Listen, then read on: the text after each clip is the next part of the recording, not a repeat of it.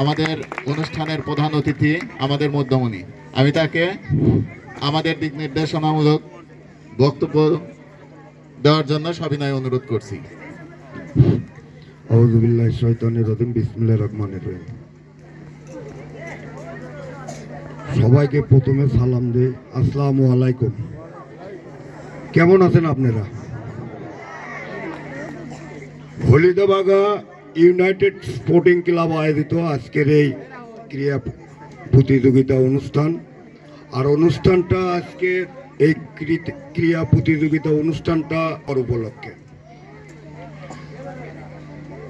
আমার মনে হয় সামনে যারা আছে অনেকেই 16ই ডিসেম্বর সম্পর্কে জানে না।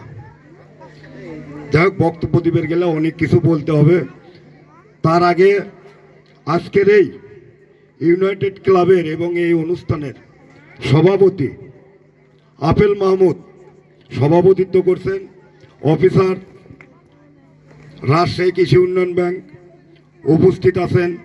মেহেদি হাসান মহান, মোস্তাফিজুর বিল্লাহ, মহিদুল ইসলাম এবং অত্র এলাকার আপনাদের জনপ্রিয় মেম্বার তারাজুল ইসলাম ভাই উপস্থিত আছেন। মিনাজউদ্দিন নব ভাই, জোরগোসা ইউনিয়নের বিএনপি নেতা উপস্থিত আছেন। রফিকুল ইসলাম 2 নম্বর ওয়ার্ডের বিএনপি সাংগঠনিক সম্পাদক এবং সেন্টার ফোর্সের মনে হয় প্রধান সহ অত্র এলাকার আমার মুরব্বী, ছোট ভাই, বড় ভাই, মামা, চাচা, যাই যেভাবে হন, সবাইকে সালাম এবং শুভেচ্ছা। বলার কিছু নাই, সন্ধে হয়ে গেছে, আজানও দিছে, নামাজ পড়তে যাইতে পারলাম না। আপনাদের এতটি লোক ফেলে তুই নামাজে যাব একটু পরে। শুধু এইটুকুই বলবো, মাদক মুক্ত সমাজ গড়তে হলে খেলাধুলো এবং সমাজে একত্রিত হওয়ার কোনো বিকল্প নাই। আমি যেটুকু এই গ্রামের ইতিহাস জানি, কারণ এই গ্রামের সাথে আমার একটু রক্তের সম্পর্ক আছে।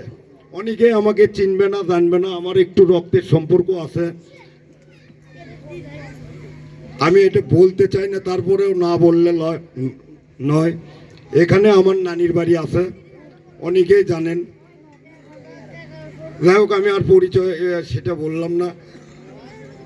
আমি যতটুকু ছোটবেলায় এখানে এসেছি, আমি দেখেছি এই গ্রামটা সবাই একত্রিত।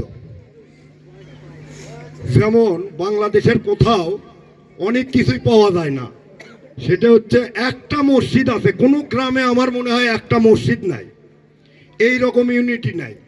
এখানে কিন্তু আপনাদের স্কুল আছে, এই গ্রামে নামকরা স্কুল, সম্ভবত কলেজ একটা আছে এনায়েত আলী।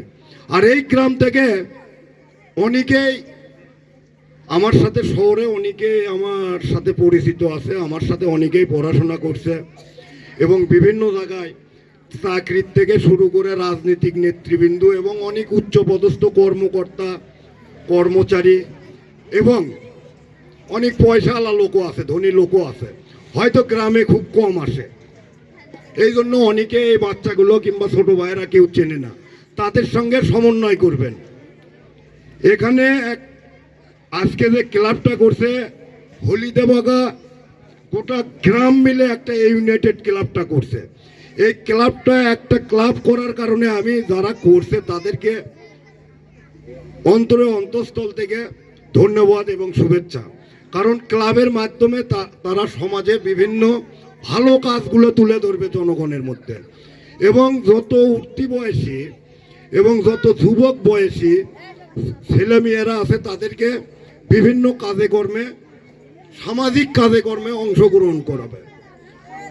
আর আমি যদি পারি ওদের সঙ্গে যোগাযোগ করে যেটুকু পারি আমি ওদেরকে চেষ্টা করব এই ক্লাবের জন্য। যেহেতু আমার আমি বললাম আগে যে আমার এখানে একটা আত্মীয়তার সম্পর্ক আছে।